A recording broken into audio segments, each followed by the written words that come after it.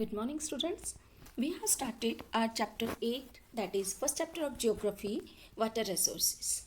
As we learn some points of learning, that is introduction, water management, some projects run by central government and some are run by state government. Special project of Rajasthan, then what is water conservation and importance of water conservation, water self-reliance and Mukhyamantri Jal Swavalamban योजना. So let's start one by one.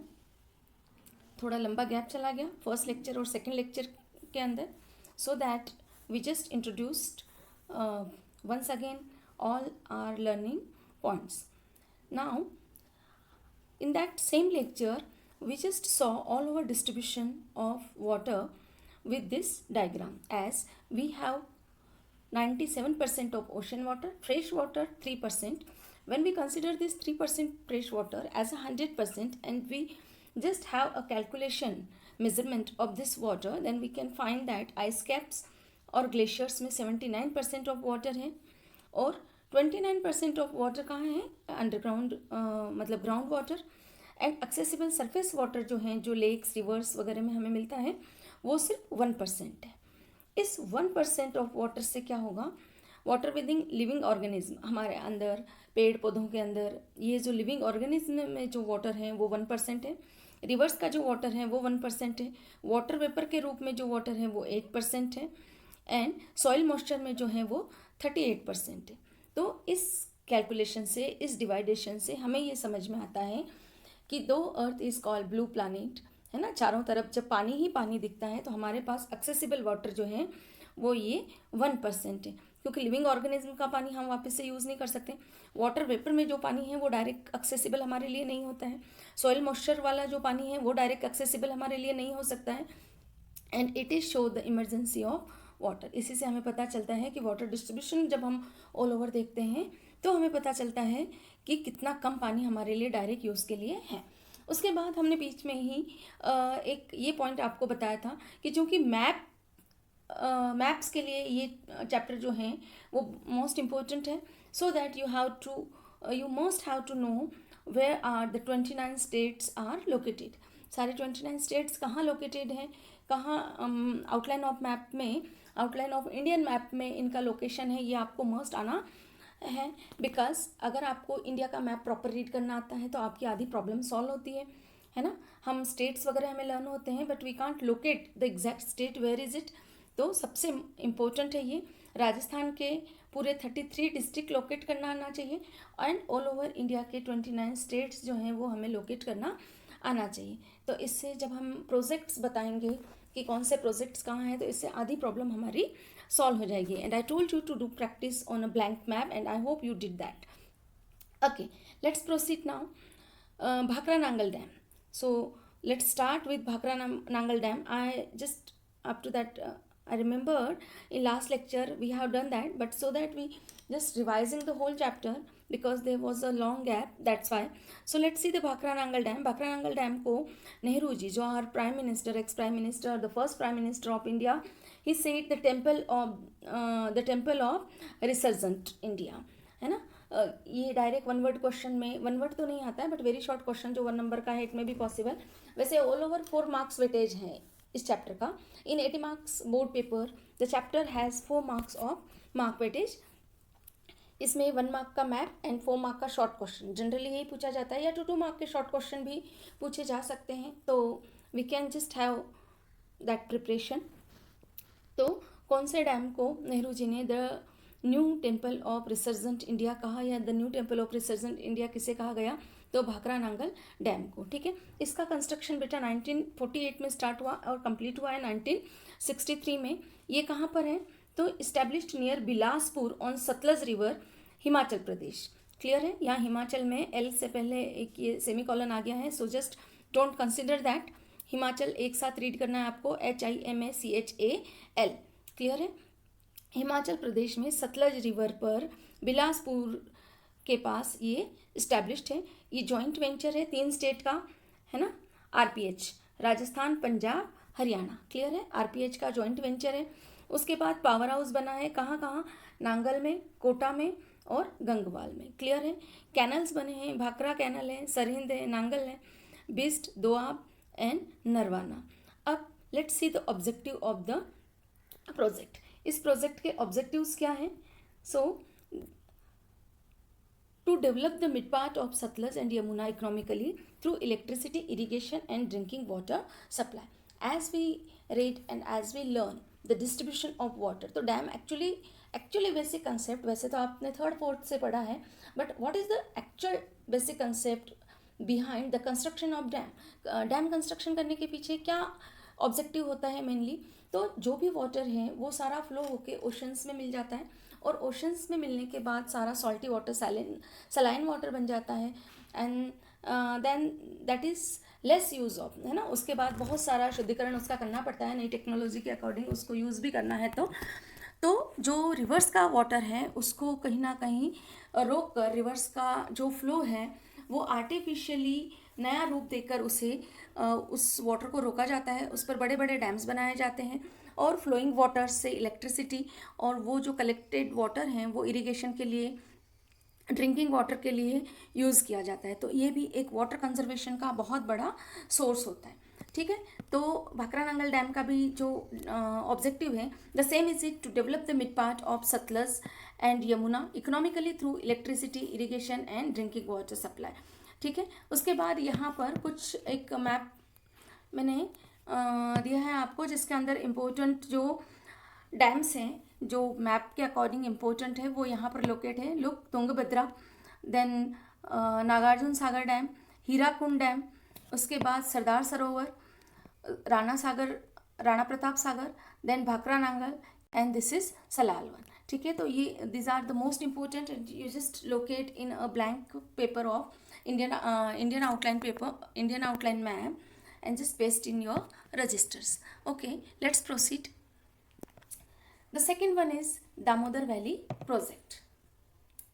Okay, so this is the major first project of independent India. ये joint venture है, किस किस का joint venture? मतलब इसके अंदर ये स्टेट मिलकर काम कर रहे हैं। नदी एक स्टेट में तो बहती नहीं है, एक स्टेट से दूसरे स्टेट में जाती है। तो फिर इस तरह से इन 2-3 स्टेट मिलकर इन पर जब काम करते हैं तो ये जॉइंट वेंचर कहलाता है उन स्टेट का। वेस्ट बंगाल और झारखंड का जॉइंट वेंचर है कौन? Damodar valley project. 1948 में इस प्रोजेक्ट का कंस्ट्रक्शन स्टार्ट हुआ। किस पर हुआ? तो दामोदर पर। दामोदर रिवर को सौरो ऑफ बंगाल कहा जाता है, क्योंकि इसका जो रूट है वो बहुत ज़्यादा डाइवर्शन, इरोशन और बंगाल के अंदर फ्लड भी लेके आता है। दैट्स वाई ये दामोदर रिवर जो है, हुगली जो बहुत बड़ी रिवर है, इसके अंदर गिरती है। इसकी ट्रिब्यूटरीज हैं बाराकर, बोकारो एंड कोनार।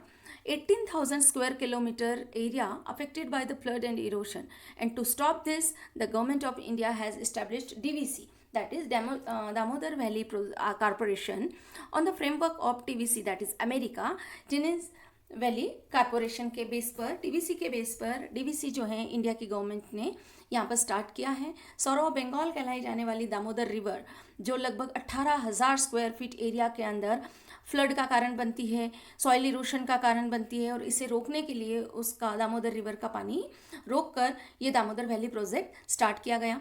इसका जो मेन ऑब्जेक्टिव है वो है लाइफस्टाइल, लोकल पीपल की लाइफस्टाइल डेवलप करना वेस्ट बंगाल और झारखंड के लोगों की। ठीक है।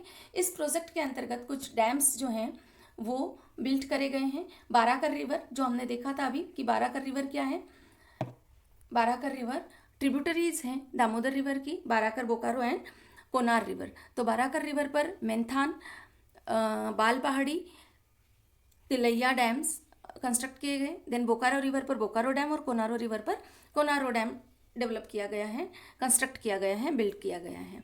3 हाइड्रो प्लांट भी कंस्ट्रक्ट किए गए हैं बोकारो में, चंद्रपुर में और दुर्गापुर में, और इनको इसी नाम से जाना जाता है। क्लियर है आपको Damodar valley project? Let's proceed. Hirakud project देखते हैं। This is established on Mahanadi जो सौरो ऑफ ओडिशा कहलाती है।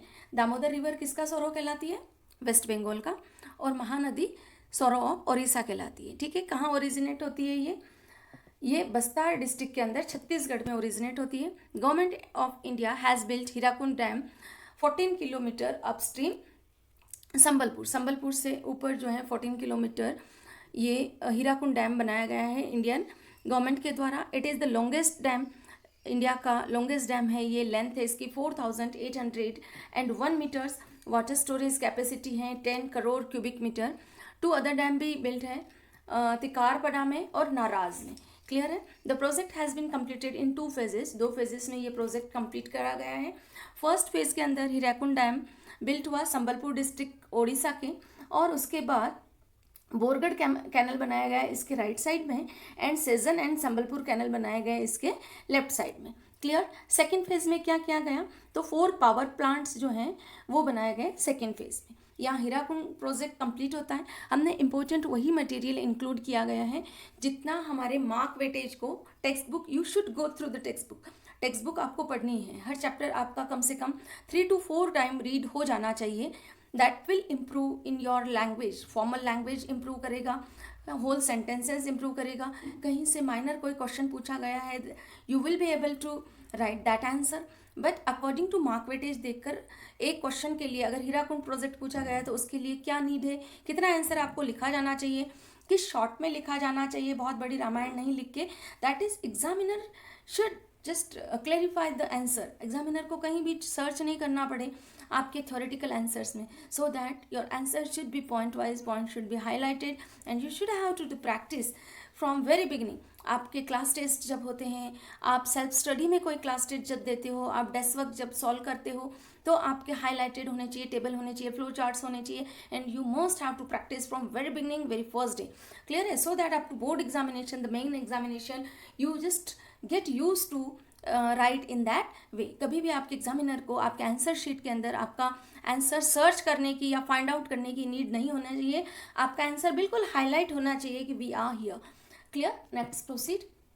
सो let's see the multipurpose hydro projects in Rajasthan. Rajasthan के कुछ प्रोजेक्ट देखेंगे हम। First that is Chambal valley project, joint venture है मध्य प्रदेश एंड राजस्थान का। 1953 में ये स्टार्ट हुआ। क्लियर है। पर बना है, दैट इज चंबल रिवर पर बना। 3 फेजेस में इसका वर्क हुआ। इसका ऑब्जेक्टिव है solve the problem of soil erosion. Chambal नदी जो बहकर आती है, और नदियाँ जब फ्लो में बहती है तो सॉइल इरोशन होता है, and that is the general. किसी भी प्रोजेक्ट का, आप किसी भी डैम प्रोजेक्ट का अगर पर्पस देखेंगे, ऑब्जेक्टिव देखेंगे, not need to learn each and every one, you have clear should be concept should be clear. That is soil erosion को रोकने के लिए, वाटर यूज़ करने के लिए, किस में वाटर यूज़ होता है, इरिगेशन में हो सकता है, हाइड्रो इलेक्ट्रिसिटी में हो सकता है, एंड ड्रिंकिंग वाटर सप्लाई में हो सकता है। तो ये 3, and 4th one is soil erosion रोकने के लिए। सिंपल है। किसी भी मल्टीपर्पज़ आप प्रोजेक्ट को उठाकर देखिए, डैम प्रोजेक्ट को उठाकर देखिए, तो उसका पर्पज़ यही होता है ना। तो चलिए नेक्स्ट, फर्स्ट फेज में गांधी सागर डैम बनाया गया मंदसौर एमपी के अंदर, और कैनल सिस्टम बिल्ट किए गए इसके साथ। सेकेंड फेज जो है राणा सागर डैम बनाया गया रावत भाटा चित्तौड़गढ़ डिस्ट्रिक्ट राजस्थान में। और थर्ड फेज में जवाहर सागर पिकअप डैम बनाया गया। कहाँ पर, बॉर्डर कोटा और बूंदी के बॉर्डर पर, दैट इज राजस्थान के डिस्ट्रिक्ट हैं, you know that very well. Irrigation is carried out by means of canal from Kota barrage in Rajasthan. और कोटा बैराज से जो है इरिगेशन के लिए कैनल बनाया गया है राजस्थान में इरिगेशन के लिए। क्लियर है। सेकेंड वन राजस्थान कैनल या इंदिरा गांधी कैनल प्रोजेक्ट देखेंगे हम। बिल्ट मैनमेड कैनल जो है एशिया के ऑल ओवर एशिया में बिगेस्ट मैनमेड कैनल है ये। Then water provided in 9 district, 29 town and 3,461 villages of Rajasthan. इस प्रोजेक्ट से राजस्थान के 9 डिस्ट्रिक्ट में, 29 टाउन्स में एंड 3,461 विलेजेस में वाटर सप्लाई होता है। इस कैनल की टोटल लेंथ जो है 169 किलोमीटर पंजाब में है, 14 किलोमीटर हरियाणा में है, एंड रिमेनिंग जो है 466 किलोमीटर राजस्थान में। इसका objective same, water supply, utilisation of wasteland, then settlement of population at the international border. We know that Pakistan के पास इंटरनेशनल बॉर्डर जो है वो लगती है, तो वहाँ पर पॉपुलेशन सेटअप करना भी इस प्रोजेक्ट का एक ऑब्जेक्टिव है, पर्पज़ है। तो ये ऑब्जेक्टिव हमने डिफरेंटली पढ़ा है, जो कॉमन ऑब्जेक्टिव जनरली हमने अभी प्रोजेक्ट के डिसाइड किया उसके अलावा। ठीक है। ये कैनल जो है बेटा, ये 2 स्टेजेस में कंप्लीट हुआ है। पहला राजस्थान फीडर कैनल, और second one is main canal. Rajasthan feeder जो है, ये Rajasthan feeder is a part from starting point to Masitawali. 200 204 kilometre तक ये कैनल बिल्ट है। ये स्टार्टिंग पॉइंट से मसीतावली तक है। Then main canal is a part of Masitawali to end point. जो एंड पॉइंट कहाँ है इसका? मोहनगढ़। एंड सेकेंड फेज जो है, सेकेंड पार्ट जो है 445 किलोमीटर तक है। टोटल 7 लिफ्ट कैनल बनाए गए हैं एंड 17.42 हेक्टर लैंड जो है वो इस प्रोजेक्ट के द्वारा, इस कैनल के द्वारा इरिगेट होगी। And the project has been extended up to Gadra road, Barmer. और अब जो ये प्रोजेक्ट है वो और एक्सटेंड कर दिया गया कहाँ तक? बाड़मेर तक, जो गडरा रोड इसका पॉइंट है। And here we stop today and we will just continue the same chapter in next lecture. Thank you very much. Have a good day.